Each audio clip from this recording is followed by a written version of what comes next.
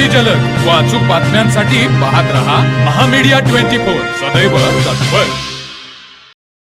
रुकडीची गावदेवी असलेल्या रोकडाई देवीची बैलपोळा म्हणजेच बेंद्राच्या सणादिवशी साडी चोळीचा आहेर अर्पण करून नैवेद्य दाखवून अभिषेक करण्याची परंपरा राजश्री छत्रपती शाहू महाराज यांच्या काळापासून सुरू आहे। मध्यंतरी ही परंपरा काही काळासाठी खंडित झाली होती, मात्र पोलीस पाटील कविता कांबळे यांनी मागील वर्षापासून ही परंपरा पुन्हा सुरू केली आहे। देवीची मूर्ती आजही गावकऱ्यांनी दुर्लक्षित ठेवली असली तरी त्याचे अवशेष वेगवेगळ्या ठिकाणी आजही सापडतात।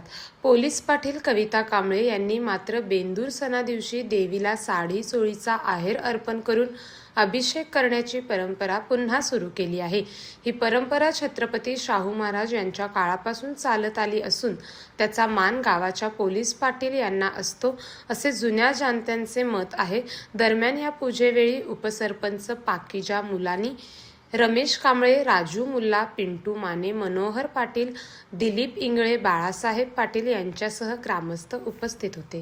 तर मग चला सबस्क्राईब करायला विसरू नका महामीडिया 24 न्यूज चॅनलला। महामीडिया 24 सदैव तत्पर।